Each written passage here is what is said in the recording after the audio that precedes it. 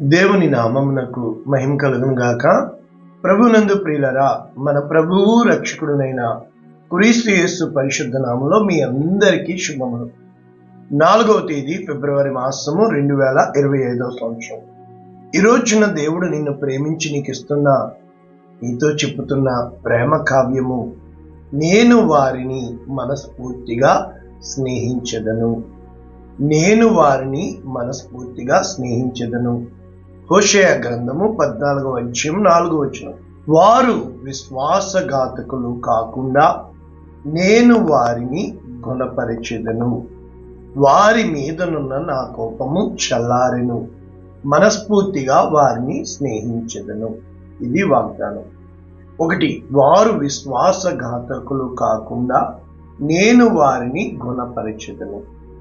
వారి మీదనున్న నా కోపము చల్లారెను. మనస్ఫూర్తిగా వారిని స్నేహిస్తాను. ఇది వాగ్దానం. ఓకేనా? అయితే ఇంగ్లీష్లో ఈ విధంగా ఉంది, New Living Translation. The Lord says, then I will heal you of your faithlessness. నీ విశ్వాసము లేని స్థితిని బట్టి, విశ్వాసఘాతకమును బట్టి నీవు నన్ను నమ్మనందున ఏమంటున్నాడు? My love will know bounds. అంటే ఇప్పుడు నేను తిరిగి నిన్ను, అంటే అవధులు లేని అగాపే ప్రేమతో, for my anger will be gone for ever. నా కోపము నీ మీద నుండి ఇంకా తొలగిపోయింది. ఇది వాగ్దానం. కనుక ఈ వాగ్దానాన్ని మనము ఏ విధంగా అర్థం చేసుకోవాలి అని చూసే ముందు ఎప్పుడూ కూడా మనము ముందు వెనక చూడాలి. హోషేయ గ్రంథము 14వ అధ్యాయం 1వ వచనం ఏమని చెప్తుంది? ఇశ్రాయేలు, నీ పాపము చేత నీవు కోల్పోతావు, నీ దేవుడైన యెహోవా తట్టుకు తిరుగు. కాబట్టి ఏమని చెప్తున్నాడు ఇక్కడ? ఎప్పుడైతే నీవు ఆయన తట్టు తిరుగుతావో ఆయనతో నీవు ఏమని చెప్పాలి? మాటలు సిద్ధపరుచుకొని ఆయన యొద్దకు తిరిగి, ఎడ్లకు బదులుగా మా పాపములన్నిటినీ పరిహరింపము, మా పెదవులను అర్పించుచున్నాము అని ఎప్పుడైతే చెప్తామో ప్రభువునందు ప్రియులరా, అప్పుడు దేవుడు వాత్సల్యము గలవాడు, కనికరము గలవాడు. కనుక ఏ దేవుడైతే మన మీద కోపపడ్డాడో అదే దేవుడు జాలిపడి నా కోపము చల్లారెను అని చెప్పుతూ ఇక్కడ నిజంగా చెప్పబడుతున్నాయి. చెట్టునకు మంచు ఉన్నట్లు, తామర పుష్పము పెరుగునట్లు, లెబానోను పర్వతము వేలు తన్నునట్లు. ఎన్ని వాగ్దానములు! అంటే అతని కొమ్మలు విశాలముగా పెరుగును, ఒలీవ చెట్టునకు కలిగినంత సౌందర్యము అతనికి కలుగును. నేను చెప్తున్నప్పుడు కుడిచే గుండెల మీద పెట్టుకుని amen amen amen amen amen amen అంటూ ఉండాలి. ఎందుకంటే దేవుని వాక్యము సత్యం. కనుక అతని నీడయందు నివసించువారు మళ్ళా వస్తారు, వెళ్ళిపోతారు కదా అందరూ. కనుక మళ్ళా మన నీడకి తండోపతండాలుగా వస్తారు. ధాన్యము వలె వారు తిరిగి మొలుస్తారు, ద్రాక్ష చెట్టు వలె వారు వికసిస్తారు, లెబానోను ద్రాక్ష రసము వాసన వలె వారి పరిమళిస్తారు. కనుక ఎంత గొప్ప వాగ్దానాలు ఇక్కడ దేవుని యొక్క జ్ఞానము మనకి చెప్పుతున్నారంటే, ప్రభువునందు ప్రియులరా, తిరిగి జనాంగము మన నీడకి వస్తారు. కాబట్టి ఈ వాగ్దానములు మనం ఎలా చూడాలి? ఏం జరుగుతుంది? ముందుగానే ఆయన ఎరిగి ఉన్నవాడై లేవియ కాండము 26:40 వచనంలో, నాకు విరోధముగా వారు చేసిన తిరుగుబాటును, తమ దోషమును, తమ తండ్రుల దోషమును ఒప్పుకొని నాకు విరోధముగా నడిచారని ఎప్పుడైతే వారు ఒప్పుకుంటారో, వారు తమ లోబడిన హృదయములను, మరి వారు విరిగి నలిగిన హృదయాలతో మేము ప్రతిదండన అనుభవించామని ఒప్పుకుంటారో, ఇప్పుడు దేవుడు చెప్తున్నాడు, నిజంగా పశ్చాత్తాపపడితే, నిజంగా కరుణించు దేవా అంటే, నిజంగా సమాధానం ఇవ్వు దేవా అంటే, యాకోబుతో చేసిన నా నిబంధన జ్ఞాపకం చేసుకుంటాను. ఇస్సాకుతో, అబ్రహాముతో నేను చేసిన నిబంధన జ్ఞాపకం చేసుకుంటాను. కనుక ఎప్పుడైతే మనము మన దోషము వలన పాడైపోయిన ఆ దేశమును విశ్రాంతి దినమును అనుభవించిన తర్వాత తిరిగి దేవుడు ఎంత గొప్పగా హెచ్చిస్తాను అని చెప్తున్నాడు. ఇక్కడ వాడబడిన పదము గుణపరుస్తాను, అర్ప, రఫ, రఫ, జహ్వ రఫ, స్వస్థపరచు యెహోవాను నేనే. అంటే మనల్ని రోగము పంపువాడు ఆయనే, స్వస్థపరచువాడు ఆయనే, విరగగొట్టువాడు ఆయనే, తిరిగి కట్టువాడు ఆయనే, కూలదోయువాడు ఆయనే, మనల్ని నిలబెట్టువాడు ఆయనే, గాయము చేయువాడు ఆయనే, గాయము కట్టువాడు ఆయనే. కనుక ఇదిగో ద్వితీయోపదేశకాండము 4:29 అక్కడ నుండి నీ దేవుడైన యెహోవాను మీరు వెతికిన యెడల.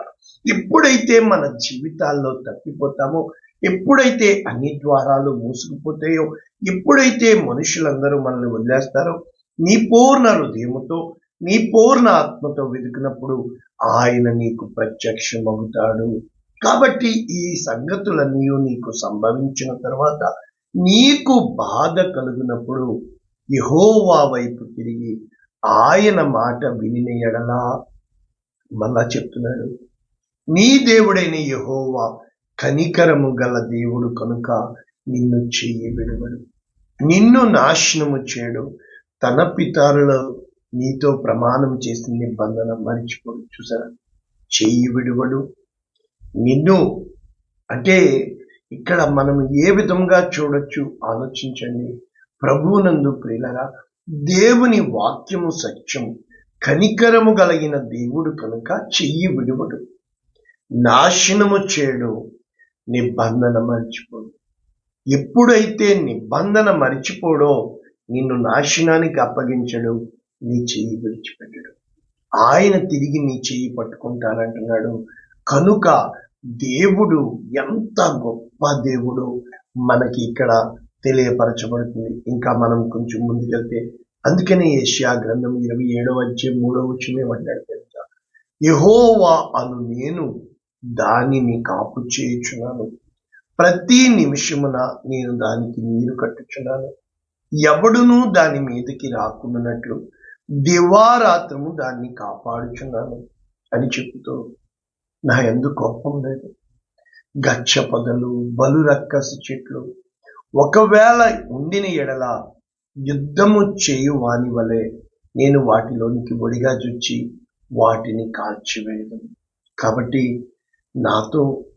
నన్ను ఆశ్రయింపవలను, నాతో సమాధానపడవలను అని చెప్పుతూ తిరిగి ఎప్పుడైతే దేవునితో నీవు నేను సమాధాన పడతామో యాకోబు వేరు పారుతుంది, ఇశ్రాయేలు చిగిర్చి తిరిగి పూయలకు అంటే ఫలిస్తుంది, భూలోకమును పరభరితంగా చేస్తారు.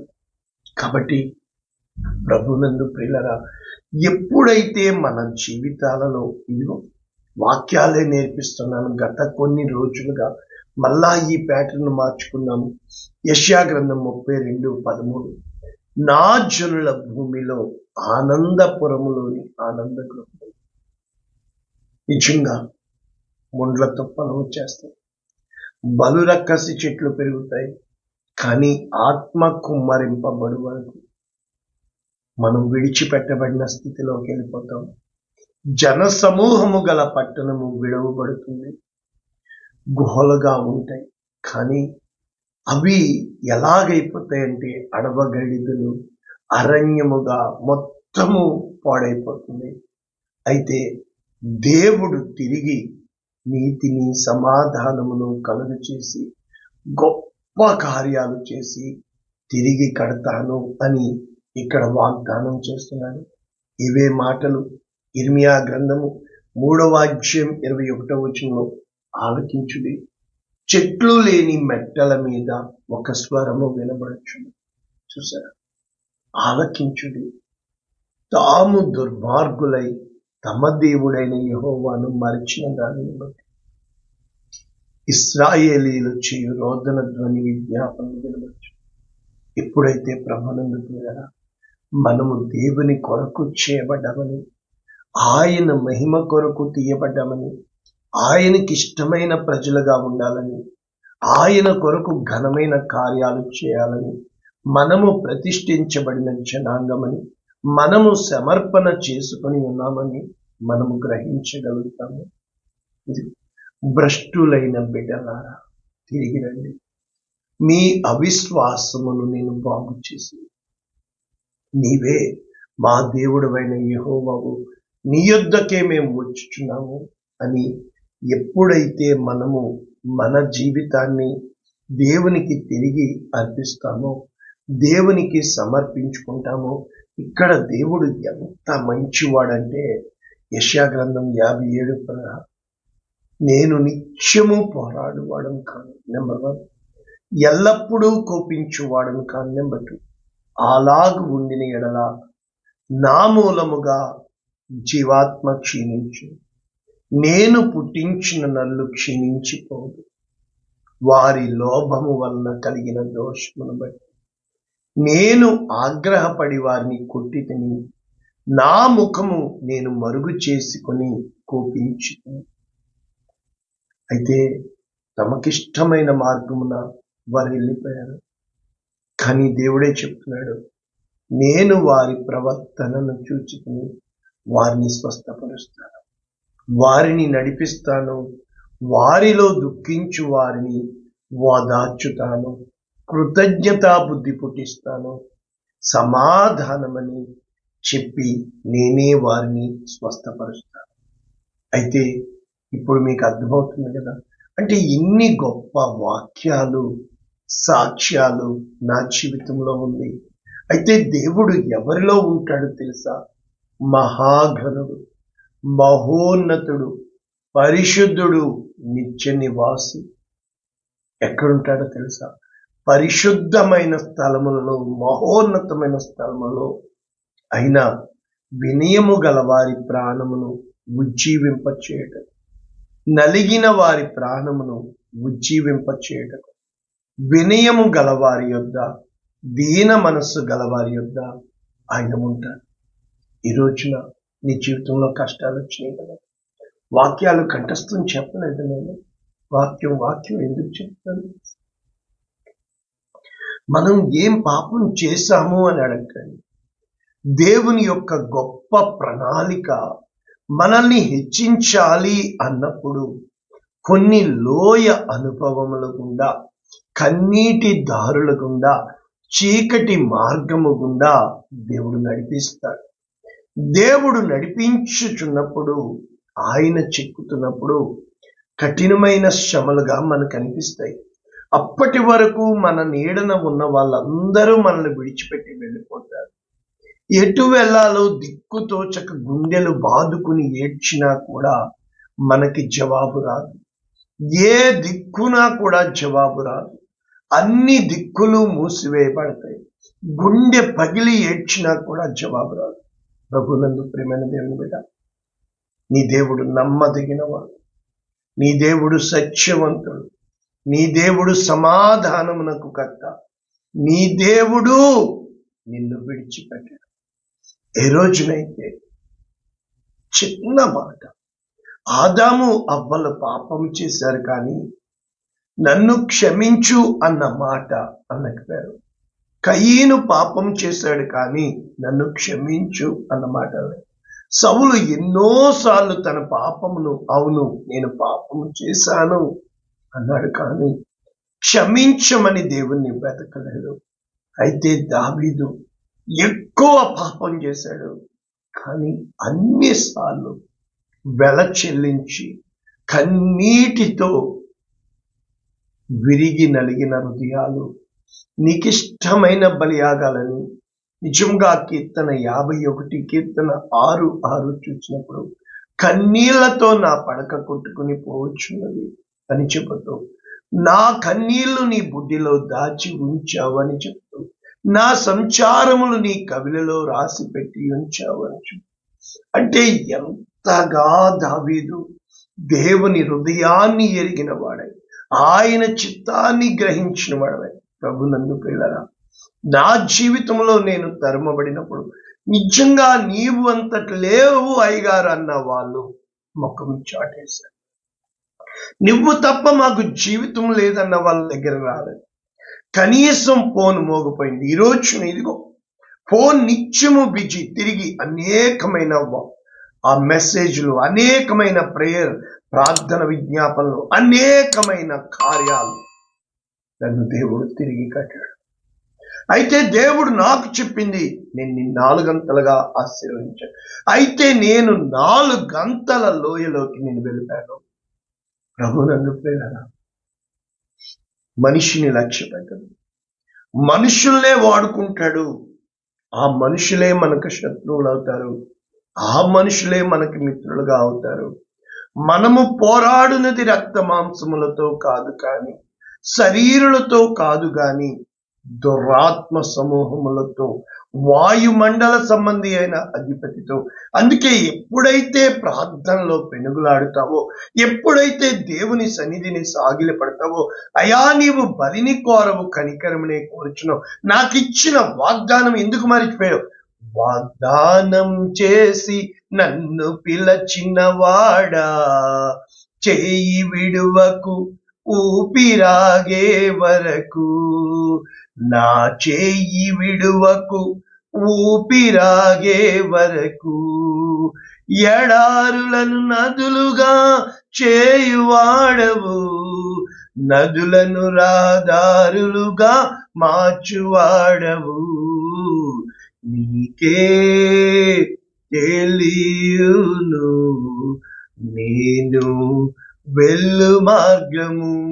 ఏ రోజునైతే దేవుని ఎదుట మనం సాగిలపడతామో, దేవుని యందు మనము లక్ష్యం ఉంచుతామో, దేవుని కొరకు ఆయత్తపడతామో, దేవుని యందే మనము విశ్వాసం ఉంచుతామో, ఆయన విశ్వాసమునకు కర్త, దాన్ని కొనసాగించువాడు.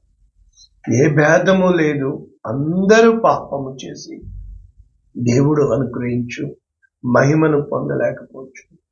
క్షణికమైన సంతోషం కోసం, క్షణికమైన గొప్పల కోసం, ఈ లోకంలో మనుష్యుల కోసం ఎవరున్నారండి ఈరోజు మనకి? ఏ రోజునైతే విరిగి నలిగిన ఆత్మతోను ఆ విధముగా నీవు దేవుని ముందు సాగిలపడతావు. గుండె పగిలి ఏడ్చిన వేళ ఉన్నావయ్యా నా తోడుగా.